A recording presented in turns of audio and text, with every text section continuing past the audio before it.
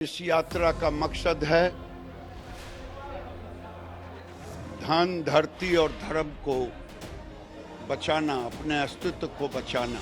मेरी बहु बेटियों को तंग करते, वो वेदना सुनना, देखना, जानना, बिहार में हमारा अस्तित्व बच जाए। हम अपने अस्तित्व को बचाने के लिए यात्रा। हिंदू में सब कुछ छोड़ सकता हूँ, क्या हिंदुत्व छोड़ सकता हूँ? नहीं छोड़ सकता। इसीलिए मैं हिंदू बनकर के निकला हूं। केंद्रीय मंत्री गिरिराज सिंह की हिंदू स्वाभिमान यात्रा यूं तो कल से शुरू होगी, लेकिन इसकी पहली झलक आज भागलपुर के बिहपुर में हमने देखी है। चूंकि गिरिराज सिंह पहुंचे हैं और इनको जो महादेव का त्रिशूल है वो मिला है। दादा, ये त्रिशूल आपके हाथ में है और आप अभी बोल रहे थे तो कहीं डर भी आपके मन में, बहुत सारी चीजें थी जब आप एकजुटता की बात कर रहे थे हिंदू की। मकसद क्या है इस यात्रा का? इस यात्रा का मकसद है धन, धरती और धर्म को बचाना, अपने अस्तित्व को बचाना।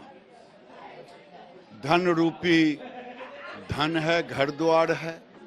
धरती जैसे बांग्लादेश और पाकिस्तान में छोड़ना पड़ा, वैसे लोगों को छोड़ना ना पड़े। और धर्म है हमारी बेटी,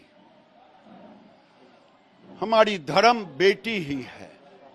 जो दुर्दशा हमने पाकिस्तान से देखा 2015 में, जो मैं देखा कि शादी के मंडप से बेटियों को उठा लिया वहां के मुसलमानों ने, उस दिन से मेरे मन में ये फुट रहा था कि अब इसके लिए आवाज उठानी चाहिए और ये कोई गलती नहीं। कई लोग लगातार आपकी यात्रा पे सवाल उठा रहे हैं, विपक्ष के लोग भी उठा रहे हैं और कहीं ना कहीं डर या आशंका जो है वो आपके सहयोगियों के अंदर भी है। तो क्या ये डर वाजिब लगता है आपको? देखिए, मैं तो कह रहा हूं कि मान्यवर तेजस्वी जी ने एक यात्रा निकाला, किसी को पेट में दर्द नहीं हुआ।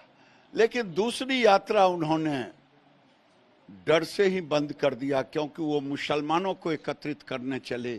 कहीं इस भागलपुर की धरती और बांका की धरती पर जिस जदुवंशियों ने हिंदुओं को बचाने के लिए कई यातनाएं झेले, उन्हें डर था कि कहीं हिंदू के इस बहाव में जदुवंशी भी आगे ना आ जाए, इसीलिए उन्होंने अपनी यात्रा बंद कर दी। पर आरोप लग रहा है कि आप धार्मिक स्तर पे कहीं न कहीं भेदभाव और उसको समाज को बांटने के लिए आप निकले हैं, क्योंकि बिहार में अगले साल चुनाव है विधानसभा। चुनाव तो हर समय होता है शशि जी। 4 महीना पहले चुनाव ही हो रहा था, फिर आगे भी चुनाव ही हो रहा है कहीं, और फिर आगे बिहार में भी चुनाव होगा। अभी कहीं महाराष्ट्र में हो रहा है, कहीं झारखंड। चुनाव तो इसीलिए एक देश एक चुनाव की नीति प्रधानमंत्री कहते हैं, तो सबको मान लेना चाहिए। आपने सीमांचल के इलाके को जो चुना है, 5 जिले जहां आप जाने वाले हैं, भागलपुर से लेकर के और बाकी जगह, इसकी खास रणनीति क्या है आपके मन? कोई रणनीति नहीं है, वेदना है।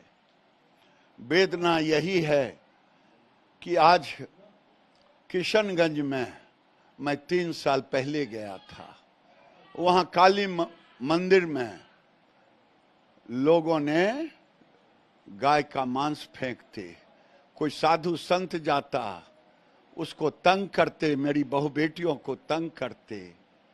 वो वेदना सुनना, देखना, जानना, वही पीड़ा है कि अब इन एरिया में और पूरे बिहार में हमारा अस्तित्व बच जाए। हम अपने अस्तित्व को बचाने के लिए यात्रा निकाले।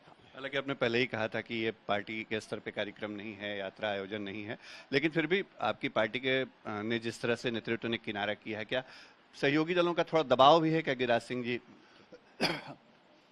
देखिए, मैं बार बार कहता हूं, मैं पैदा लिया हिंदू में, सब कुछ छोड़ सकता हूं, क्या हिंदुत्व छोड़ सकता हूं? नहीं छोड़ सकता। इसीलिए मैं हिंदू बनकर के निकला हूं और कोई गलत नहीं किया हूं। मैं आज भी कहता हूं, सर्वधर्म संभाव है, लेकिन अगर मेरा परिवार का अस्तित्व खतरे में हो, मेरा अस्तित्व खतरे में हो, वक्त हम अपने अस्तित्व को बचाने के लिए निकला। नीतीश कुमार जिस तरह की भूमिका में इस वक्त हैं केंद्र की सरकार में, गिरिराज सिंह केंद्रीय मंत्री रहते हुए थोड़ी मुश्किलें आपके लिए हो सकती हैं कि आप केंद्रीय मंत्री हैं और इस तरह के विवाद में अगर आप आते हैं? मैं पैदा लिया हूं हिंदू में, इतना ही कहूंगा, और मेरी आत्मा कहती है हिंदुत्व की रक्षा के लिए मैं सब कुर्बानी दे सकता हूं। गिरिराज सिंह हाथ में त्रिशूल है और कल से यात्रा की शुरुआत करेंगे, और सबसे खास बात यह कि गिरिराज सिंह जी के साथ दीपांकर महाराज भी इस यात्रा में होंगे जो लगातार भिक्षाटन कर रहे हैं। दीपांकर जी, आज लगभग एक तरह से आधिकारिक तौर पे शुरुआत हो गई है, क्या लगता है, मतलब यात्रा कैसी रहेगी? मैं समझता हूं कि ये यात्रा किसी दल की नहीं है, 100 करोड़ सनातनियों के बल और संगठित होने की है। और जिस तरह का समर्थन, अपार जन समर्थन मिल रहा, मैं समझता हूं कि ये झलक है, ये शुरुआत है। ये शुरुआत है कि ना कोई दूरी और ना कोई खाई, हिंदू हिंदू, भाई भाई। और अगर इस यात्रा का कोई, और हिंदुओं के संगठित होने का कोई, और जातियों में बट रहे हिंदुओं को एक करने का कोई विरोध करता है, तो 100 करोड़ हिंदुओं को उस व्यक्ति को ध्यान से देखना चाहिए कि आपके भविष्य का निर्माता कौन होना चाहता है।